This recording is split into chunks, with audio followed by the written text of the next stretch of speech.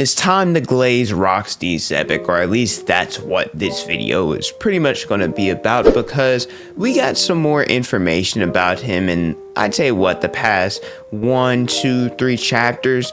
In my opinion on him has changed a little bit. I always thought that Rox was going to be a cool character, just based off the hype from different people like Sengoku, Kaido, Whitebeard, just everyone that talked about him. But this dude's menacing and his aura's off the charts. With everything that he did, and like I said, it's been revealed in the more recent chapters, and I think we're just scratching the surface. I can see why a lot of the things that Rox did was erased from history, because he was a demon, especially by himself, and then of course once he got his crew, he became even more menacing and low-key. This may be a hot take. Let me get into the mic when I say this. Xebec might be better than Roger. Pirate for pirate, call me crazy, but Xebec might be better. I mean, Sengoku did say that Xebec was Roger's greatest foe. Now, obviously, this is just me being hyperbolic, and this could also be recency bias. I'm willing to admit that. However, in just these 2 chapters, Xebec did a lot, and this is the tip of the iceberg. We're obviously going to get more about these 2, but as of right now, Roger, he may have conquered the Grand Line and become the Pirate King, but I don't know if he was challenging different people like Xebec was. Who is Rox D. Xebec? Alright, unless you've been living under a rock, you probably don't know who this man is. He is the captain of the Rox Pirates and is the father of Marshall D. Teach, aka Blackbeard. Rox had some great and grand ambitions. He wanted to be the king of the world, and he planned on establishing Pirate Island as his base, and he would gain different money and different subordinates via Davy backfights and eventually rule the world. He had some very lofty goals, and everything had to go right for that to be achieved. I think that the biggest difference between Roger and Xebec is that, yes, Roger, he conquered the Grand Line, but he didn't necessarily want to rule over people the way that Luffy sees the Pirate King, and he's supposed to be the new generation's Roger. They have so many parallels, is that the Pirate King is meant to be the freest person in the world, and we see it with Roger, how he just goes and does whatever the heck he wants whenever the heck he wants. And like Mihawk said at the beginning of the series, that when he compared Luffy's and Zoro's goals, that Luffy wanted to become the Pirate King, that it would be even more challenging than surpassing Mihawk. But ruling over the entire world, what Xebec wanted to do, that's on a whole nother level. I think we got to look at God Valley, because this is probably the event that everyone talks about, but we also know the least amount.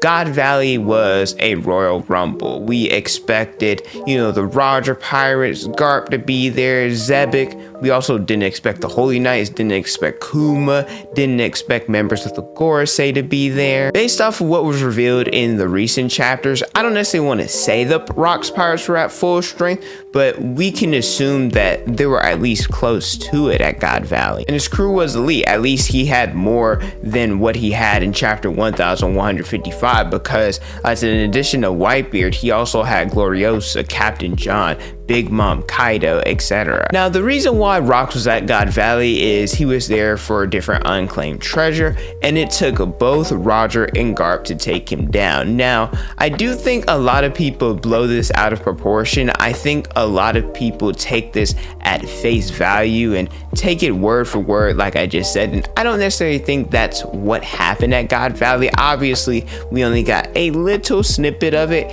and we can only base things off of what different characters say, like Sengoku, but I find it hard to believe, and I do think Rox is really strong, but I just think it's kind of weird that someone of that caliber, that he wasn't able to rule the world, or at least become the Pirate King, if indeed it took both Roger and Garp to fight him 2v1. I think that he's strong, but at the same time back then, I think it's safe to assume that Roger and Garp were what, top 3?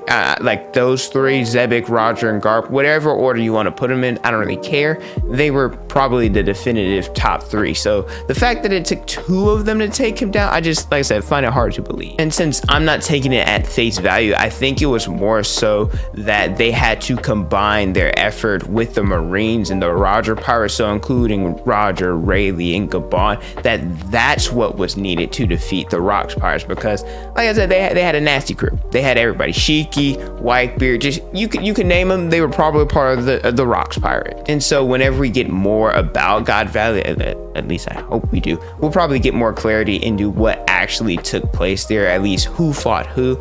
But still, regardless, I think that it's impressive that 2 of the strongest individuals and their crews, and I guess their factions or whatever you want to call them, it took them combining their efforts to take down Rocks. That means something. But if you guys have made it this far into the video and are enjoying the content, let me know by leaving a like, subscribing to the channel, and hitting the notification bell so you guys never miss out on a new video. I'll put out different One Piece content almost each and every day. Xebec did the unthinkable, or at least I don't want to say it never could have happened.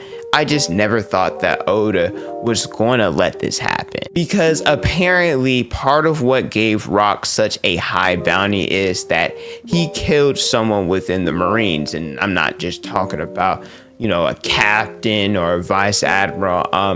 Xebec took down a vice admiral and killed him. Now it's hard to kind of say exactly where the admirals they rank regarding the entire world government, because we've been introduced to a little bit more characters that are strong, the Holy Knights, the Gorosei, etc. But let's not do the admiral dirty. I know that people talk about Yonkos versus admirals, but the admirals are fairly strong. They're the Navy's strongest fighting force, at least that's what they're considered. And however you want to feel about them, if you want to say that they're weaker than the Yonko, that's fair, but you do have to admit Kizaru, Akainu, Kuzan, and the other admirals, they at least showcase some of what they could do. Green Bull going against 2 commanders, King and Queen, low diff them. Garp versus Aokiji, Kizaru versus Luffy, Gear 5th, and Snake Man. So I don't necessarily have a problem with Xebec killing an admiral, but unless I'm mistaken, Xebec killed him either after he entered the throne room or the fire room, or right before that happened.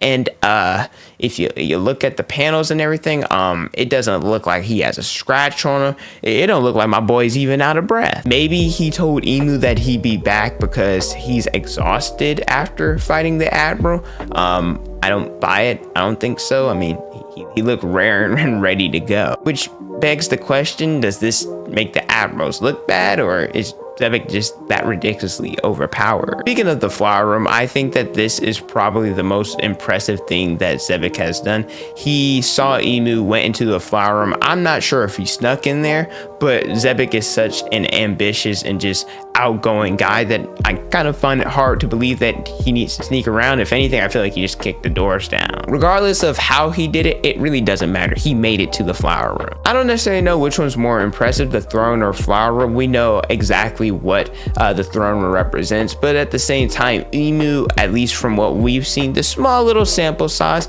Emu spends a lot of time in the flower room. Xebec saw the current king of the world was posted up, had the blicky ready. Oh, he was ready for the kill. He didn't look scared, he wasn't trembling. He told Emu that he was going to be back. Go ahead, sit your butt on that throne, stay in this flower room, I'll be back, baby. This is Emu, who we presume to be the final villain, low diff Sabo. Okay, maybe I shouldn't say low diff, but definitely did leave a pretty nasty wound on Sabo, and we consider Sabo maybe, like I said, not the strongest in this series, but he's up there. He's up there for sure. I don't know if we're calling it glaze, but sitting there, like I said, aura farming on the final boss of One Piece, it's pretty cool. I mentioned earlier that Rocks did a lot of this stuff on his own. Some small things. I don't necessarily want to say they're small because they're actually big if you look at the grand scheme of One Piece, but compared to the other feats that he has, I said they're a little smaller. Destroyed the Gates of Justice, as well as he hijacked and took over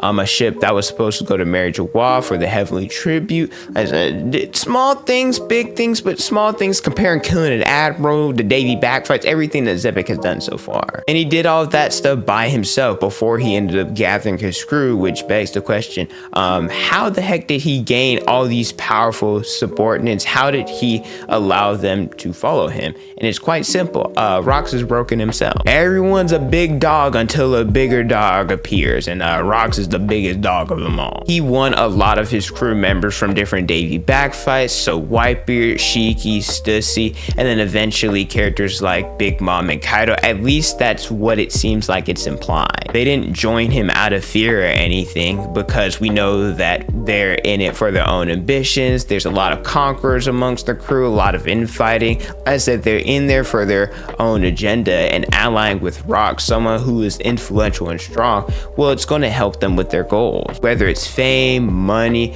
you name it. As long as you're with Rox, as long as he's involved, oh, you're good. We got to talk about Rox's swordsmanship, and man, it feels good that we could talk about swordsmanship and Mihawk not be at the forefront of the conversation. Rox's swordsmanship is elite. It is said that his strikes were famous for blowing away everything in sight, like a gigantic hammer or a cannonball. And I mean, we saw this firsthand in this chapter where he had that clash with King Harold, and lo and behold, he sent everyone flying within a 5-kilometer radius. Now, granted, this is a clash. It goes both ways. So part of it was Harold, part of it was Xebec for being responsible for this. But if you look at it another way, is just say that Xebec was responsible for half of that. Looking at the panels of Xebec striking Loki and Roger before his divine departure, they look exactly the same, dang near identical, and we know that Roger, he used advanced conquerors with divine departure,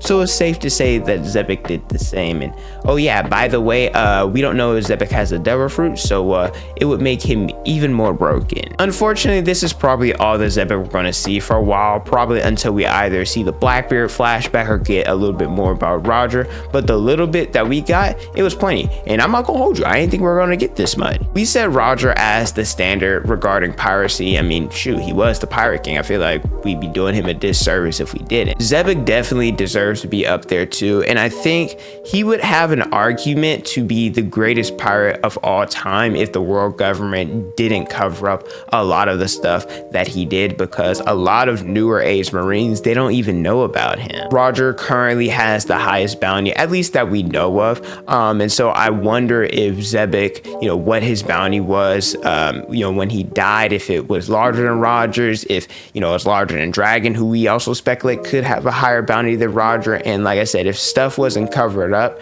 how much higher would his bounty be? But that's it for talking about Xebec. Like I said, we're not going to get much more about him. At least I don't think so. And won't see anything again until, like I said, probably another flashback from another character, probably either Blackbeard or Roger. But let me know how you guys feel about Xebec in the comment section below. His aura is off the charts, and I love him even more as a character. Thank you guys so much for watching. Don't forget to like, comment, and subscribe. Hit the notification bell so you guys never miss out on a new video. Follow me on Instagram, Twitter, and TikTok is on the screen in the description below. And don't forget to unleash your potential.